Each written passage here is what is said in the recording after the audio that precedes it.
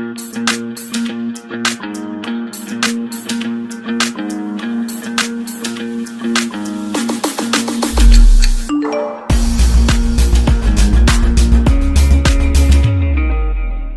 viewers, today we are here with a very interesting candidate with us now here in Kohima, who is a philosopher, a professor, and has been a long time, in the teaching field, and finally he is into politics. Now he is none other than Mr. Kekhrie Yhome, who will be contesting from the 10th Northern Angami-I against NPF candidate Khriehu Liezietsu. So let us get to know more about him, how he has been, how he has decided to get into politics after being as an educationalist, as a philosopher. So let's get to know more about our candidate here.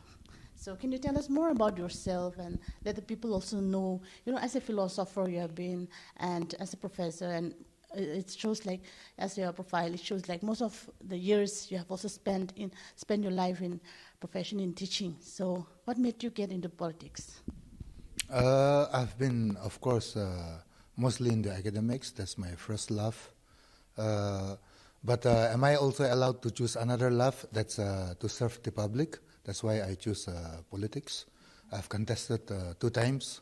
Once against a sitting chief minister in a by-election, then one general election. In both cases, I lost perhaps because I'm not familiar with my constituency. Perhaps I do not know my people that well. So hopefully this time the party has given me the ticket again, and we are very hopeful that we will form the government. And it is my desire to serve the public. That's why I choose politics. I've been an environmental diplomat also. I've traveled across the country, traveled across the world. I've seen how people's lives are affected or changed through good governance, through good politics. And I've lived in Delhi long enough. I've seen the transformation of what do we call the capital of India in such a very short span of time. And I belong to the capital city of Kohima. So I think the people deserve utilities, the people deserve services, which rightfully, as a capital amongst one of the Indian states, we deserve to get what we need. You see, the government gives money for development. It is important that we maintain transparency, but transparency apart from that, I think it is the will of the people. I think people should choose what kind of development they need, and I'm willing to. My constituency is quite a very curious case because we have 2 big villages, Kohima village and Chedama, as well as 3 big urban wards from Kohima. Kohima city has 19 wards. Some of the fastest and biggest developing urban wards here in Kohima falls under my constituency. And in most cases, people who are struggling, like daily wage earners, they live here. We have a lot of rich people also living in all these colonies, but the kind of mixtures which we have in these urban wards, I think it is also very challenging. And unlike many other villages, Kohima village, Chedama village, you see, we are no longer looking for roads. We are no longer talking about water supply. We are no longer talking about electricity connection, you see. But some of these basic needs are still not there simply with the people. And I think it's important that we not only give a new twist to development, but we reformulate a new conceptualization of how urban development is also taking place, how cities needs to have its own characters. Okay, so as we have heard that you have been outside Nagaland and you have seen many development, how the other government has been doing for their own state government, for their own state development also.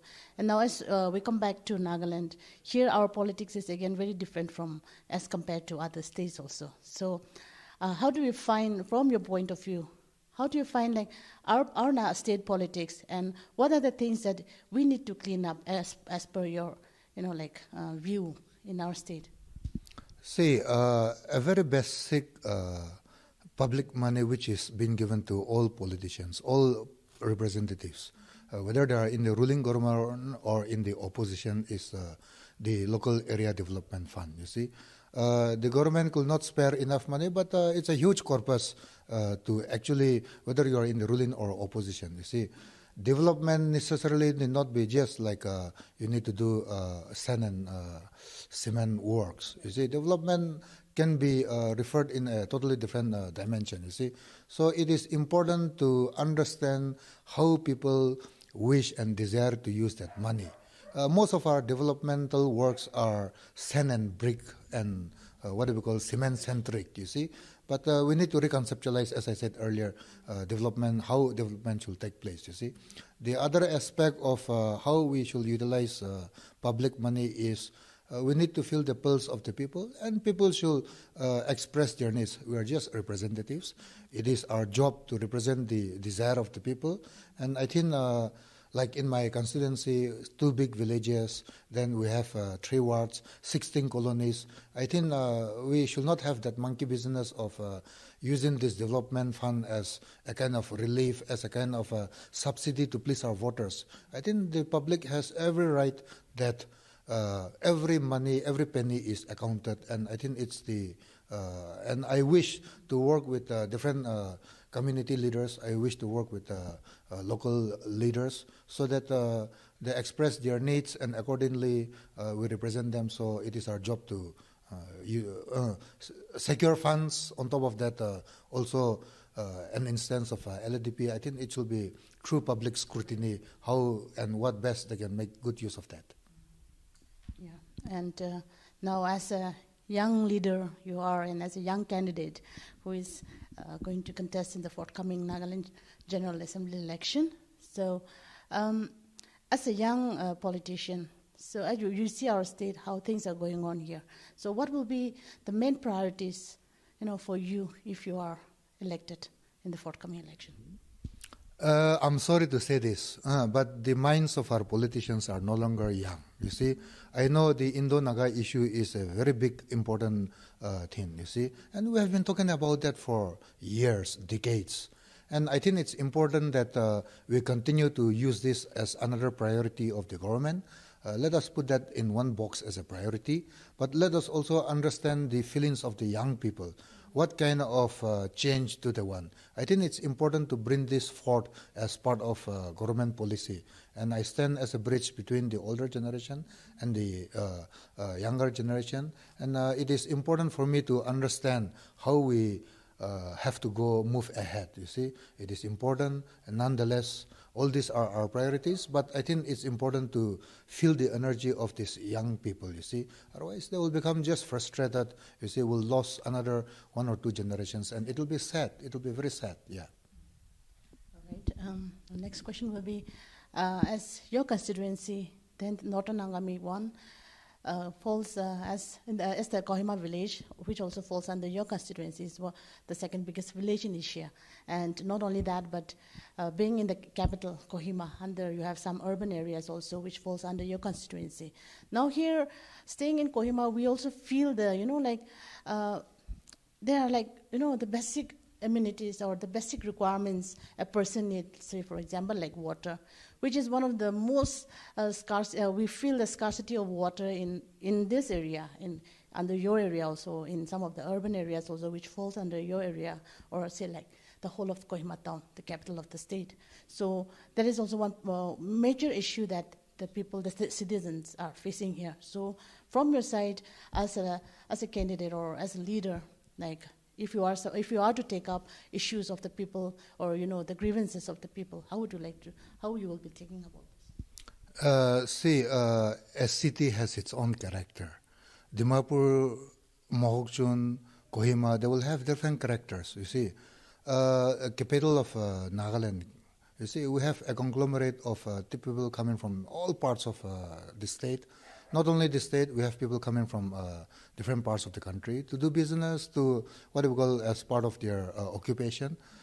There are certain things which I'm very cautious. You see, of course, we can see that urbanization process is taking place. You see, the spring sources are all getting dried up. Climate change is for real. We know that how Jakarta is now being shifted. In the Indonesian capital, we see how Cape Town water scarcity is. It's not just images we see on TV. We feel it here. when people come here and I talk to people, you see, people are not talking or looking for government jobs or looking for what do we call contract works alone. You see, they just want good roads, they just want good nalas, they just want their colony to be clean, they want to what do we call dispose of their waste in a very nice way. Likewise, certain things like basic amenities, you see. I think water shall not be privatized, you see. I think the job of the, what do we call, department, you see, is to, and likewise, if the government cannot supply enough, you see, I think secure that funding as well as source, I think that's very important, you see. We see a lot of young boys, girls holding buckets, you see. A city with that kind of character, you see. I think so. I think our government hopefully will look into it once we form the government. So what I'm saying here is there are certain areas where the public and the private can also contribute, and people want to ease their living, people want to have good life, and I think it's part of the government to facilitate that, you see. The government should not be in business, you see. It's not the job of the government to be in business, but if people cannot even afford that, you see, we see lots of people coming from different parts of the country, parts of Nagaland to Kohima, and we see how miserable their lives. Instead of improving our lives, you see, people are living in shabby colonies. People are looking for the most required thing on every day. So everyday life should improve. I think it's the job of the government to facilitate that. Yeah. Exactly. Now, as we see, like when the government has announced about the pre-poll alliance, PGB and NDPP, for the forthcoming election, there has been a lot of tussle among the candidates, you know, like vying for tickets. And among that, you are one of those chosen one by the NDPP with the NDPP ticket, where you'll be contesting. So I know there are priorities also, but what can you share with us some of your vision that as a candidate you have? Of course, once you see, this is the trick about being a public leader, you see. You need to get elected from your constituency, but the moment you are elected, you represent the entire state. You need to serve the entire state as a public leader, you see. But before that, you need to get elected. We are in pre-poll alliance, of course, you see. We have our own, what do you call, needs. We have our own needs for an alliance also. And of course, I am sure it's not a tombola system where I suddenly am been chosen to represent NDPP, you see. But those are, of course, out of my destiny. I'm just grateful to the party parliamentary board for giving me the ticket to represent the constituency also. On a personal note, I represent a village. Everybody comes from a village. I just want the Naga public also to feel my village. You see, God has been very fortunate to us. We have the capital here in my village land. But people, the general public should also understand that Kohima village, as a Kohima villager, we are under lots of tremendous pressure. Very soon, our fields are getting erased. New colonies are emerging in our forests, you see. The kind of tremendous, you see. Every village, they'll have their own land, people. These are all connected with indigenous people. Very soon you will see that some of my villages, they will call themselves as Kohima villagers, but they will have no land attached to them, you see. So I think it's important to study this. I think it's important to have empathy, that we understand the generosity of Kohima village also, but it is very important that people also understand the duress of how Kohima village is also undergoing because of the urbanization as well as what is called this institutionalization of our land. So I think that's important. So perhaps I know it is important, but of course my village remains at my heart. And the other thing is to build the character of a city. I think it's important that my villagers also offer their doors with that generosity, because this place is a cosmopolitan place. It's important to count each and every one, and I think it's important to learn from each other. We cannot be living here, we cannot choose our own neighbors, so I think it's important that we understand who all are here, and it's important that we coexist, because this will become the new, what do we call, urban village. Exactly. Okay. When it comes to politics, we have seen 10th Northern Angami won, has been, manning by the Naga People's Front, representative all these years. So we have Khriehu Liezietsu, who will be representing from NPF Party. So all these years they have been, taking control of, or, he has been the elected one. The NPF Party has been the elected candidate from your constituency all these years. So what do you think, how do you think, what is the expectation from you? Or tell us more about why people should also vote for you, and how hopeful are you in this forthcoming election to come in with flying colors? I think the younger generation represents, more of this trend. I have great faith in the younger generation. You see, like every post-colonial societies, power politics was introduced to us in the form of electoral democracy. So we tend to think that this is some kind of a contest for power. It's power with responsibility. We removed it, responsibility. So we think that this is some kind of fiefdom. This is some kind of, I should say, some kind of royal entitlement. So generally, the pattern of how my constituency has voted, I think the legacy of power has been a very obsessive thing in my constituency. People were just, enthralled with that rapture. And I think if you look at the aspirations of the younger generation, and I represent that also, I think it's not just power, we have a responsibility to do. So I think the power which was so much entrenched in my constituency, I think it has made everyone drunk. So I think we are in the process of removing that. Power is not about being drunk. I think power is about being, endowed with a responsibility to the public. And I think I see a lot of hope because the young people's, I think this is what they look forward, and I think this is what society should look forward to. It should be an open society.